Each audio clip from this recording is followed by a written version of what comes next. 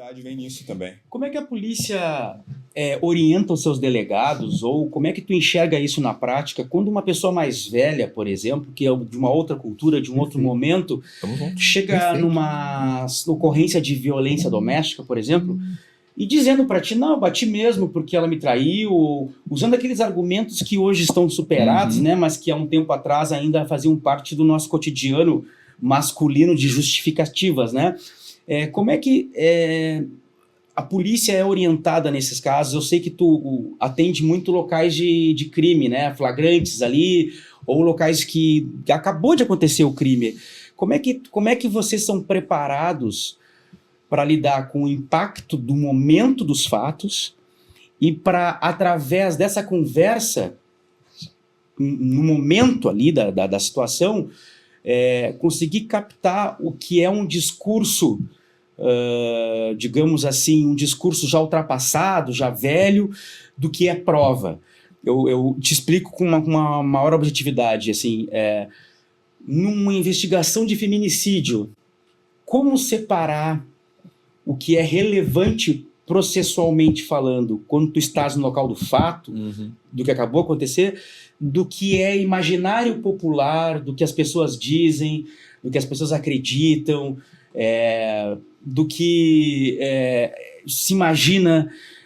Eu sei que tu trabalhaste numa situação de atropelamento, né, onde houve uma morte através de um atropelamento. Como é que lida o delegado pessoa numa situação dessa? Lidando assim com esses conflitos assim dessa relação do homem com a mulher e dessa necessidade que o homem tem hoje de entender que a coisa mudou. Como é que tu trabalha com isso no teu dia a dia, assim? A gente vem de uma sociedade muito patriarcal, né? De uma cultura, né? Essa semana eu ainda ministrei uma aula a respeito disso, na qual a gente estava justamente analisando essa evolução, né, ideológica, que nós saímos lá do Código 16, que a mulher era praticamente incapaz. Depois, em 62, tivemos a edição do Estatuto da Mulher Casada, lembra? Poxa, só o nome já é... Me causou arrepio aqui. Só o nome já é... Instituto da Mulher Casada. O Estatuto da Mulher Casada, né? Olha então, isso. E assim, já aconteceu comigo de o sujeito na minha frente dizer, sim, doutor, eu bati, mas foi na minha mulher. Do tipo, não foi na sua, na do outro, foi na minha. O que tá se metendo? Né? Como assim?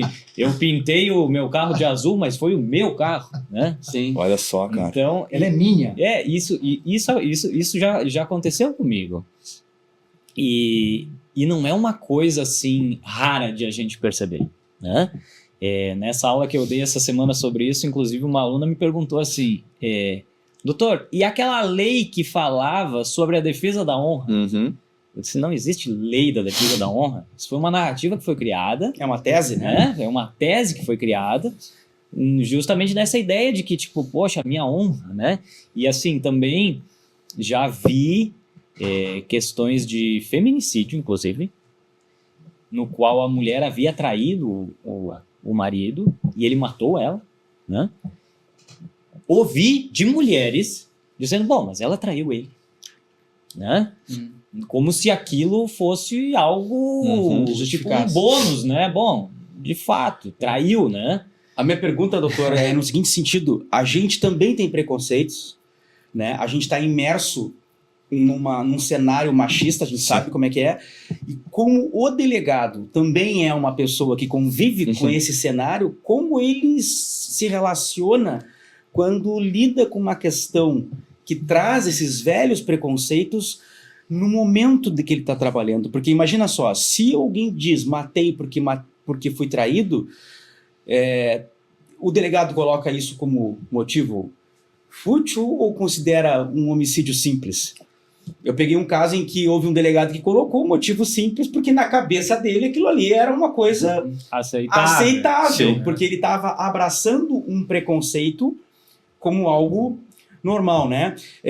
Qual foi o caso de feminicídio que mais te assustou, que mais te impactou, que tu acompanhaste recentemente, e qual era o comportamento das pessoas E o porquê que ainda nós não temos a figura do advogado que acompanha o local do fato quando há uma prisão em flagrante. Que eu quando vejo as imagens do local do fato, eu não vejo o advogado acompanhando o momento que pode trazer para eles alguns insights, algumas ideias, algumas teses ali, né? Ouvindo ou conversando com as pessoas que estão ao redor. Qual é a tua experiência em relação a isso e qual é a tua visão sobre o trabalho do advogado nesse momento específico? Assim, eu penso que essa narrativa do sujeito, por mais que ele alegue essa, digamos, defesa da honra, esse tipo de coisa, eu acho importante sempre que a gente se coloque isso nos autos também. Porque, bem ou mal, aquilo faz parte do contexto. Né? São as circunstâncias. São as circunstâncias. Por mais que aquilo não vá, digamos, eximir a culpa dele, mas aquilo faz parte do contexto. Até para que a pessoa que vai julgar esse processo lá na frente tenha noção do tipo assim, tá, eu compreendo porque tu fizeste isso. Tudo é importante, né, doutor? Não concordo e isso não justifica, mas eu compreendo como tu chegaste a essa resolução, né? Perfeito. Então isso é importante, isso é bem importante. E a questão do advogado ali, nos meus mais de 15 anos trabalhando com isso, eu acho que eu vi uma vez um advogado que acompanhou um local, né? Que logo em seguida, e ele esteve no local. É uma coisa que eu nunca vi e sempre me questionei o porquê não. Por óbvio, que digamos assim, a maioria das vezes, naquele momento nós não temos um autor, nós não temos um acusado, por óbvio que não vai aparecer advogado nenhum naquele momento. Mas no caso do flagrante... Mas no caso do sujeito que é preso em flagrante naquele momento ali, né? Por quê? Porque o local, ele é um... Ele conversa, né? Ele conversa, né? E agora, no sábado passado, eu estava num local de um homicídio e até que chegasse perícia, esse tipo de coisa, me deu a oportunidade de conversar assim com de 30, 40 pessoas que estavam ali, que moravam nas redondezas, que conheciam a vítima, que conheciam, que viram alguém, gente que a maioria não acrescentou em muita coisa, mas mesmo essas que não acrescentaram, elas me deram o panorama de como aquele meio funciona. Como é que aquele bairro funciona, quem é quem, onde é que vai. Então aquilo ajuda muito, né? Imagina isso por o lado de que alguém que vai defender, né? Poxa, a gente compreendeu isso aqui, né? Então, isso faz uma diferença muito grande, né? Assim como a questão do advogado que acompanha, digamos, uma prisão em flagrante, né? No momento ali que ele está percebendo tudo aquilo, né? Vendo o que acontece, porque assim, me parece muito, digamos assim, incipiente um advogado que vai para uma prisão em flagrante, digamos, mas aqui esse depoimento teve, o delegado não acompanhou tudo isso aqui, não tem assinatura, sabe, se apegando a alguns detalhes técnicos que tipo, poxa, isso é camisinha, né? Mas assim, quem percebe o contexto, né? E vamos pensar o seguinte, às vezes, o nosso papel ali é simplesmente de acompanhar e perceber o que está acontecendo. Daqui a pouco a gente não tem um papel mais proativo naquele momento, né? Isso também vai da leitura, né? Se perceber, bom, aqui eu tenho que observar mais do que agir. Exato. Né? Sim. Exato. E aí vem naquela história da ideia de que nós temos que gritar, o advogado bom é aquele que grita, né, na audiência, né, e fala. Eu quero entrar na cena do crime, para observar, falar então, quem é meu cliente. E aí daqui a pouco a gente percebe alguns profissionais tentando assim, justamente pegar esse detalhe aqui, que não teve uma assinatura, que não, sabe, poxa. Sim.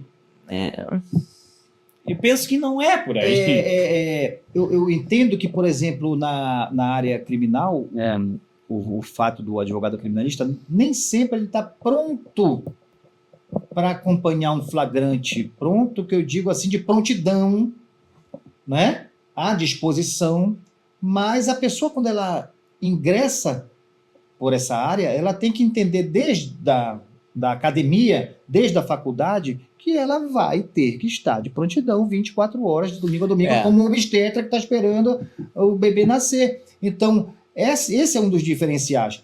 E se chamado, que é tudo muito rápido, um flagrante, já vê ali, já leva para o hospital, já leva. Então, assim, quanto antes chegar, é melhor. Então, uma pessoa inicialmente tem que entender isso, o advogado criminalista. Muitas vezes ele não consegue chegar na cena do flagrante, mas consegue chegar logo imediatamente na delegacia, antes do cliente chegar, talvez, e entender isso que o doutor Cano falou, de entender o momento, tá ali, mais para entender, mais para observar. Porque a defesa começa na delegacia. Já aconteceu comigo de eu estar lavrando o flagrante e o advogado chegar com uma testemunha. Doutor, essa pessoa aqui presenciou também, porque de regra, prisões em flagrante, testemunhas, são policiais militares, de regra, né? E ele disse, não, esta pessoa aqui presenciou, doutor, ele é vizinho, ele tem algo a acrescentar. Então ele está contribuindo. Poxa, excelente, né? Claro, às vezes também a gente percebe que vem uma coisa montada ali para se criar. Mas esse é um papel extremamente importante.